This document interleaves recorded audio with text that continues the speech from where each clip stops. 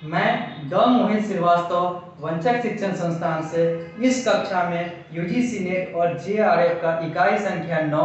लोक विकास और पर्यावरण पीपल डेवलपमेंट एंड एनवायरनमेंट का कक्षा लूंगा और मैं यहाँ पर बात करूंगा यूजीसी नेट और जेआरएफ के पाठ्यक्रम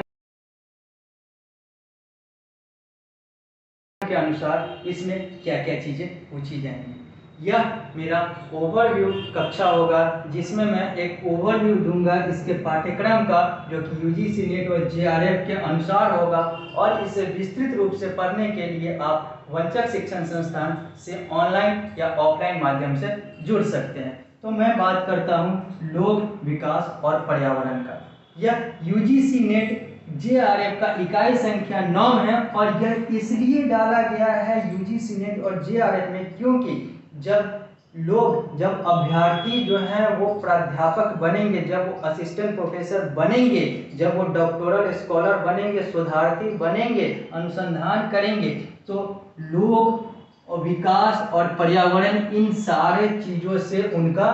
वास्ता होगा, इन सारे चीज़ों से वो जुड़ेंगे। और यहाँ पर हमें यही देखना है कि लोग क्या होते हैं, विकास क्या होता है और पर्यावरण क्या होता है, लोगों को कैसे वैल्यू दी जाए, विकास कैसे किया जाए ताकि सबका विकास हो, किसी का नुकसान ना हो, पर्यावरण का नुकसान ना हो। और पर्यावरण क्या होता है, हमें इन सारे कंसेप्ट को इसमें देखने हैं और कौन कौन से इशूज हैं जो पर्यावरण से जुड़े हुए हैं। तो हमें यहाँ पर देखना है कि लोक विकास और पर्यावरण में कि विकास क्या होता है, विकास को कैसे किया जाए, कैसे उसको रोका जाए, कैसे उसको ऐसे किया जाए ताकि पर्यावरण का नुकसान ना हो। इसमें हमें बहुत बड़ा कंसेप्ट, दो कंसेप्ट देखने हैं, एक एमडीजी का कंसेप्ट देखना है, एक एसडीजी का कंसेप्ट देखना है, मिलेनियम डेवलपमेंट गोल और सस्टेनेबल डेवलपमेंट गोल। ये दो कंसेप्ट हैं जो अंतर्राष्ट्रीय कंसेप्ट हैं, जो यूनाइटेड नेशन के देशों के द्वारा बनाया गया कंसेप्ट है, जो वर्ल्ड वाइड कंसेप्ट है, जो डेवलपमेंट के आधार पे गरीबी कैसे खत्म की जाए, कैसे लिंग के अनुसार जो है, जो समानता है, लैंगिक समानता है वो होनी चाहिए। ये सारा चीज़ एमडीजी और एसडीजी का कंसेप्ट कहता है, ये हमें देखने हैं। इसके अलावा हमें ये देखने हैं कि सस्टेनेबल डेवलपमेंट क्या होता है, वो डेवलपमेंट, वो विकास जो स्थिर और सही तरीके से आगे बढ़े। फिर हमें देखना है कि इंसान जो है जब इन्वायरमेंट से टकराता है तो कौन कौन सी ऐसी एक्टिविटी करता है जो कि इन्वायरमेंट के लिए अच्छा भी है और इन्वायरमेंट के लिए बुरा भी है। जो बुरा इन्वायरमेंट के लिए है उसे हम कैसे कंट्रोल करें, कैसे उसे सही करें, ये कंसेप्ट हमें देखना है। इसके अलावा हमें देखना है इन्वायरमेंट के बारे में कि इन्वायरमेंट क्या होता है, इन्वायरमेंट शब्द से निकला हुआ है, इसका कंसेप्ट हमें देखना है। फिर हमें देखना है कंपोनेंट्स ऑफ इन्वायरमेंट, बायोटिक क्या होते हैं और बायोटिक इन्वायरमेंट क्या होता है, इन्वायरमेंट का स्ट्रक्चर कैसा है जिसमें लिथोस्फेयर, हाइड्रोस्फेयर, एटमॉस्फेयर, बायोस्फेयर, ये सारा कुछ देखना है। फिर इन्वायरमेंटल इश्यूज हमें देखने हैं जिसमें regional issue, local issue, global issue, national issue, कौन कौन से इशू हैं जो कि पर्यावरण से जुड़े हुए हैं। इसके अलावा हमें देखना है पॉल्यूशन, प्रदूषक, वो सारी चीज़ें जो प्रदूषण फैला रही है, प्रदूषण के बारे में देखना है, पॉल्यूशन के बारे में देखना है, पॉल्यूटेंट के बारे में देखना है, प्रदूषक के बारे में देखना है,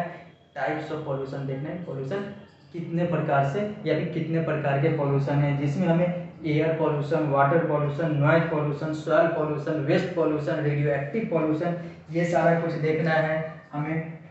पार्टिकुलेट मैटर क्या होता है, ओजोन क्या होता है, इन सारे चीज़ों के बारे में देखने हैं। सॉलिड वेस्ट क्या होते हैं, बायोगैस क्या होता है, ये सारा कंसेप्ट देखना है कि कौन कौन सी बीमारियां होती हैं पॉल्यूशन के कारण से, इंसान और जानवरों को कैसे पर्यावरण खराब होता है इन पॉल्यूटेंट से। क्लाइमेटिक चेंज के बारे में देखना है, ग्लोबल वार्मिंग के बारे में देखना है, नेचुरल रिसोर्स और एनर्जी रिसोर्स में हमें देखना है कि कौन कौन से वो रिसोर्सेज हैं, सॉइल रिसोर्स है, वाटर रिसोर्स है, हाइड्रो एनर्जी है, सोलर एनर्जी है, इन सारे कंसेप्ट को हमें देखना है। इसके अलावा हमें मूवमेंट, वो आंदोलन देखने हैं जो कि इन्वायरमेंट को बचाने के लिए किए गए थे, जिसमें चिपको आंदोलन 1973 का, साइलेंट वैली 1973 का, बिश्नोई 1730 का, ऐसे करके हमें अलग अलग आंदोलन भी देखने हैं इस पीपल डेवलपमेंट एंड इन्वायरमेंट पाठ्यक्रम के अंतर्गत। इसके अलावा हमें देखने हैं प्राकृतिक आपदा, नेचुरल डिजास्टर, जिसमें भूकंप, अर्थक्वेक, ज्वालामुखी, वोल्केनो, भूस्खलन, इन सारे कंसेप्ट को देखने हैं। ऐसे अलग अलग कंसेप्ट को देखने हैं जो साइक्लोन, ऐसे ऐसे अलग कंसेप्ट को देखने हैं जो कि प्राकृतिक आपदा है, नेचुरल डिजास्टर है। फिर हमें ये देखना है कि उनसे कैसे बचा जाए, कौन कौन सी ट्रीटी, कौन कौन सा संधि हुआ है इन सारे पर्यावरण को बचाने के लिए, राष्ट्रीय और अंतर्राष्ट्रीय। राष्ट्रीय की बात करता हूँ तो मतलब भारतीय, और अंतर्राष्ट्रीय का मतलब इंटरनेशनल, जहाँ पे भारत के अलावा भी बहुत सारे देश हैं जो मिलकर पर्यावरण को बचाने का प्रण लेते आते हैं, लेते आ रहे हैं और लेते रहेंगे। जिसमें हमें environment protection act 1986, Rio summit 1992, Montreal protocol 1989, Kyoto protocol 1997, Paris agreement 2015, international solar alliance 2015, Katowice Poland 2018 जैसे अलग अलग अंतर्राष्ट्रीय प्रयासों को भी देखना है जो कि इन्वायरमेंट को बचाने के लिए लिए गए हैं। और यही होगा लोक विकास और पर्यावरण पीपल डेवलपमेंट एंड इन्वायरमेंट की यूजीसी नेट जेआरएफ का इकाई संख्या 9 का पाठ्यक्रम, और इसके अनुसार ही 5 प्रश्न पूछे जाएंगे इस यूजीसी नेट और जेआरएफ के एग्जाम में, परीक्षा में।